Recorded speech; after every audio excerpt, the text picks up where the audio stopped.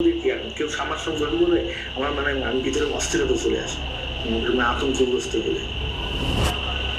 বাথরুমে একটা নতুন লাক্স সাবান ছিল। হ্যাঁ, এখন ওই লাক্স সাবানের আমার মাথায় কাজ করে না।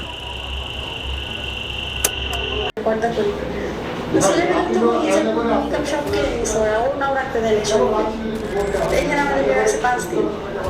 এই 5 দিনে আমাদের 3 দিন আমাকে লকাপের সঙ্গে ঝুলাই রাখা হয়। শুধু একটাই দোষ ছিল আমার, আমি বলছি আমি নিকাপ করবো না, আমি পর্দা করি। ছেলেমেয়েদের তো হিজাব নিকাপ সব কিনে নিচ্ছে ওরা।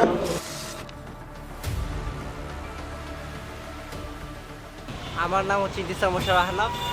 আমি রেসিডেন্সিয়াল মডেলে পড়ছি। জি আমি আজকে এসেছি। জুলাই জাদুঘর মোটামুটি সব, যেমন children's Memorial field, July cafe, পরে হচ্ছে মিউজিয়াম, মোটামুটি সবই ঘোরা হয়েছে। খুবই ভালো, খুবই সুন্দর। যেমন প্রত্যেকটা কোথায় পিলখানা হত্যা মামলা, পরে হচ্ছে তারেক রহমান, জিয়াউর রহমানের ব্যাপারে বলা আছে, খালেদা জিয়ার ব্যাপারে বলা আছে। মেনলি জুলাই 5-এর পর যেগুলো আমরা করতে পেরেছি, যে আমরা যে পরিমাণ ত্যাগ স্বীকার করেছি আমাদের ভাই ব্রাদার, যেখানে আমাদের এক বড়ো ভাই যে মারা গেছে ফাইয়াজ, খুব সিনিয়র, আমাদের খুব ভালো। যে আমি পার্সোনালি ওনাকে চিনি। ও ড্রোন বা হচ্ছে অনেক টেকনিক্যাল সে খুব ভালো ছিল, আমার খুব কাছে বড় ভাই।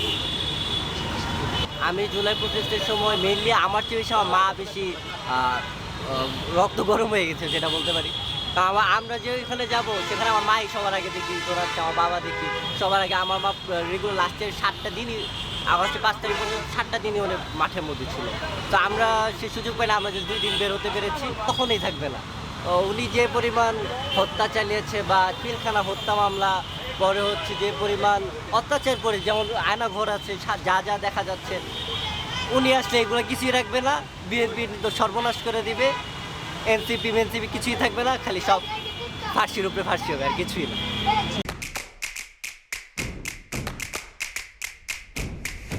ভাবতেছি এই নতুন সরকারের আমলে আবার দুর্নীতি শুরু হয়ে গেছে। এই হলো দুর্নীতির আমি এখন আশা করবো যে দুর্নীতির জায়গা যেন এই বাংলাদেশে না হয় পলাতক হাসিনার মতো। দুর্নীতি হলো ভাই যে আমার কাছে 50 টাকা নিয়ে আমার কাছে 20 টাকা দিয়েছে, 20 টাকার টিকিট দিয়েছে, তাই এটা দুর্নীতি না? তারা বলছেন যে এটা সার্ভারের সমস্যা নয়, এটা সার্ভার। এটা যখন দুর্নীতি করবে, দুর্নীতির বিভিন্ন অজুহাত থাকে।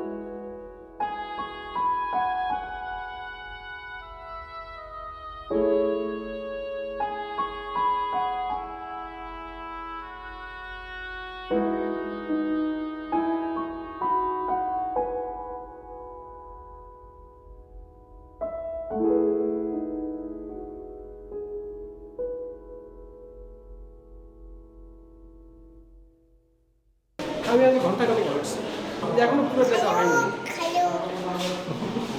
খুব ভালো লাগছে আসলে, যারা দেশের জন্য শহীদ হয়েছে, হ্যাঁ, তাদের জীবন্ত কথাগুলো দেখতে এই জুলাই জাদুঘরে আসা।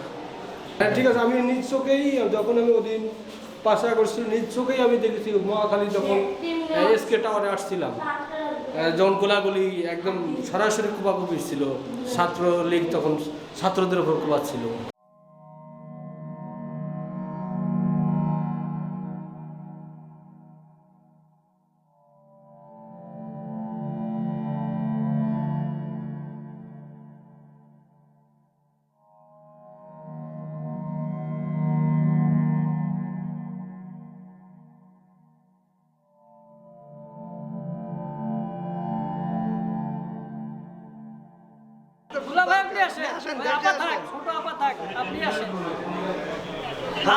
আপনার জন্য ফাঁসির দড়ি গুছায় রাখছি, বিদেশের থেকে ফাঁসির দড়ি আনছি আপনার লাগে, বুঝছেন? আপনি চালু আয়েন, চালু আয়েন, চালু আয়েন।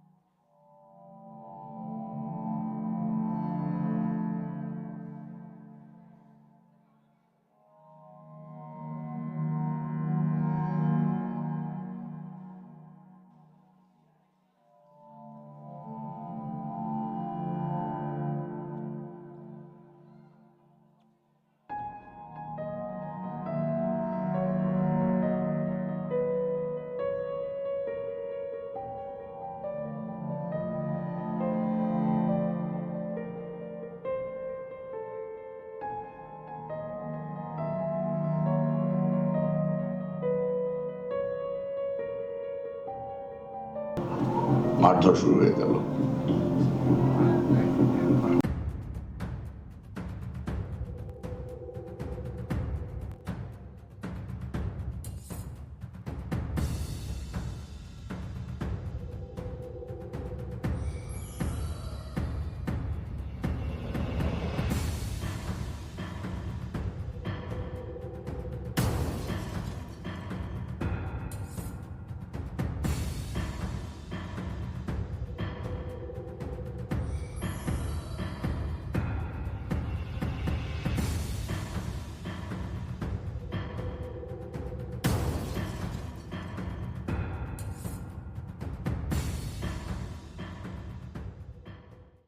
তারা যেন এই ধরনের ফেসিস্ট এরকম আয়নাগর বা মানুষের উপর জুলুম নির্যাতন যেন না করে, যদি তারা কখনো যদি এরকম আবারও আয়নাগরের মতো কোনো এরকম জুলুম নির্যাতন করে, তাহলে আবার 5ই আগস্ট হবে যুগে যুগে, এটাই।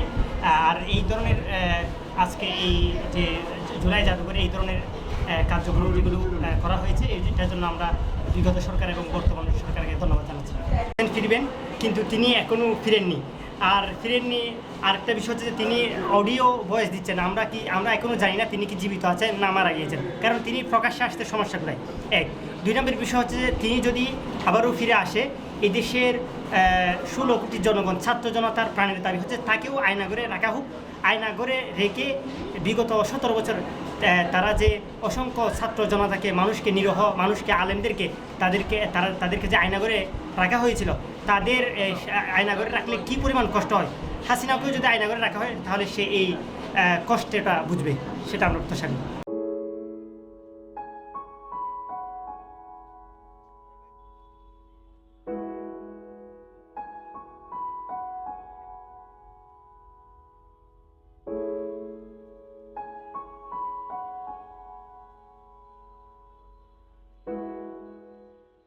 আসলাম স্টুডেন্টের যে পরিমাণ আন্দোলন, প্রথম ছিল 6 দফা, তারপরে আসলে এক দফা, এরপরে যে পরিমাণ সহিংসতা হয়েছে, এগুলো আসলে মানে যা হয়েছে এগুলো তো আমরা বাসার থেকে বের হইতে পারিনি।